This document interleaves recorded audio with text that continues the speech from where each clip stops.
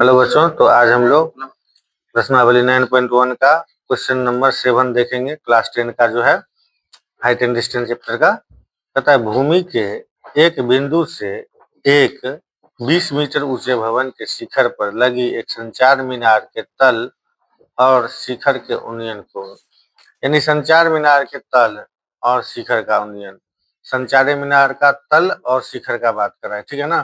तो सबसे पहले हम क्या करेंगे, तो भूमि का एक फिगर बनाएंगे। ये रहा मेरा भूमि, ठीक। इस भूमि पे क्या है, तो एक संचार मीनार है, एक भूमि है। भूमि पे सबसे पहले क्या, एक भवन है।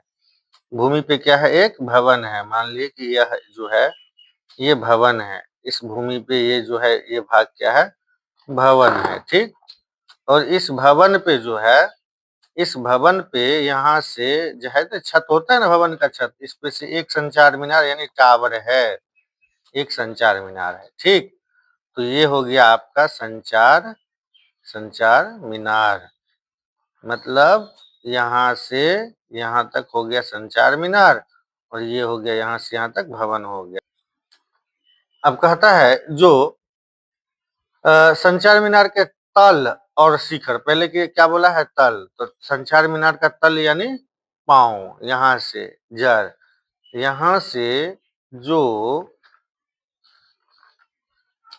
यहाँ से है ना, संचार मीनार के तल और शिखर के, तल और शिखर का उन्नयन कोण यानी एंगल ऑफ एलिवेशन जो है वो ध्यान देना है। क्या कह रहा है, उन्नयन कोण क्रमशः 45 डिग्री और 60 डिग्री। तो पहले तल था तब शिखर था, तो इसका मतलब तल का 45 डिग्री होगा, यानी ये तल से जो आया है एंगल झुकाव ये 45 डिग्री का होगा, 45। एंड ये जो है इसके बाद 60 डिग्री का होगा। ये जो हो जाएगा ये कितने डिग्री का हो जाएगा, ये 60 डिग्री का हो जाएगा, ठीक। हम लोग लेट कर लेते हैं कि ट्रायंगल ए है, बी है, सी है एंड डी है, ठीक। अब जो है हमको दिया गया है कि भूमि के एक बिंदु से एक 20 मीटर ऊंचे भवन, यानी भवन की ऊंचाई हमको यहाँ से लेकर के यहाँ तक की जो ऊंचाई दी गई है, ये भवन की ऊंचाई जो है 20 मीटर दी गई है।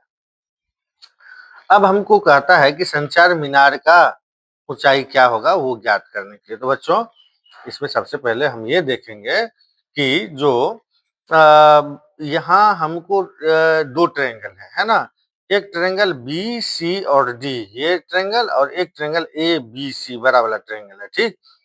तो अगर हम गौर से देखेंगे तो देखो सभी लोग ध्यान दो, बी सी और डी ट्रायंगल में एंगल 45 डिग्री है, 45 डिग्री, और इसमें जो परपेंडिकुलर दिया गया है पी वो 20 मीटर दिया गया है, और ये दोनों ट्रायंगल सेम ही बेस पे है ना।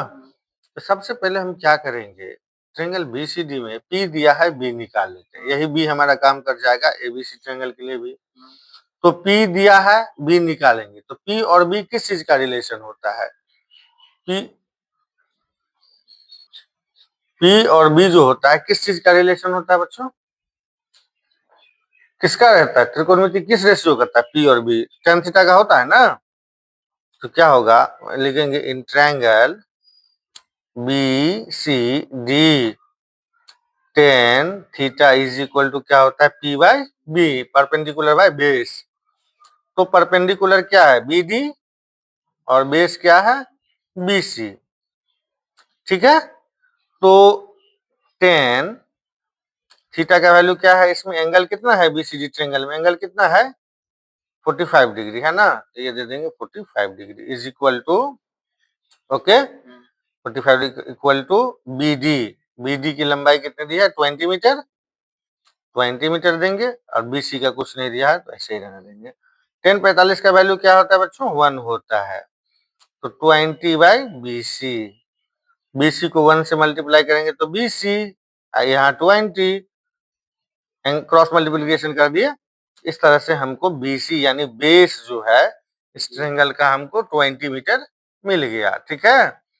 अब हम लोग जो है हमें तो कह रहा है संचार मीनार का निकालने के लिए, तो संचार मीनार का हाइट निकालने के लिए हमको क्या करना होगा, जो जो भवन से लेकर के पूरी संचार मीनार की जितनी हाइट है उसमें से जब हम माइनस कर देंगे किसका हाइट, किसका, भवन का हाइट माइनस कर देंगे तो संचार मीनार का मिलेगा ना। तो सबसे पहले हम क्या करते हैं, लिखते हैं कि triangle, in triangle A B C, यानी ए बी सी ये बड़े वाले ट्रायंगल से काम करेंगे। अब इसमें क्या है, तो इसमें हमको पी लेना है, बी का बात है, ए पी निकालना है ना, ए पी निकालना है, ए बी दिया गया है, बी तभी अभी हम लोगों ने निकाला है ना। क्या करेंगे हम, तो tan theta is equal to P by B. इसमें पी क्या हो जाएगा, ए बी, ए से बी तक होगा ना ट्रायंगल एबीसी में, और बी क्या हो जाएगा, बी सी होगा ना।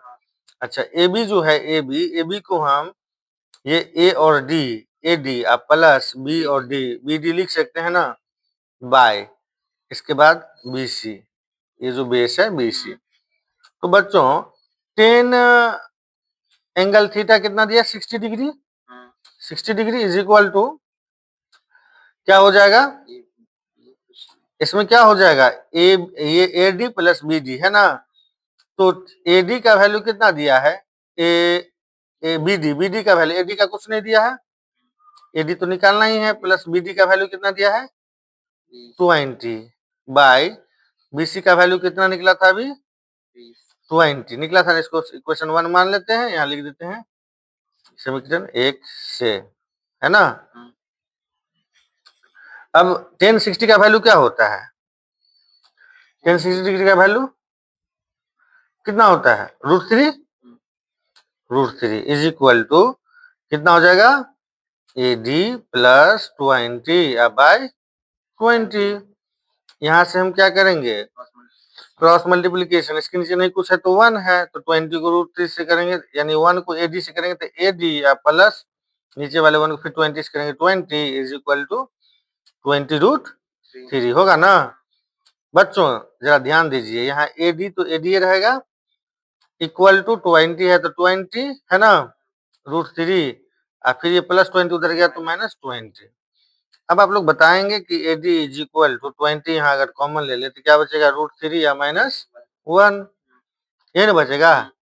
यही हमारा क्या हो गया, संचार मीनार की ऊंचाई। अतः संचार मीनार की ऊंचाई बराबर 20√3 -1 मीटर, सॉरी √3 यहाँ मीटर। समझ में आया। अगर यदि समझने में कोई प्रॉब्लम हो कमेंट बॉक्स में कमेंट करें, उसका हम फिर से आपको रिप्लाई करेंगे। ठीक, ओके, थैंक यू।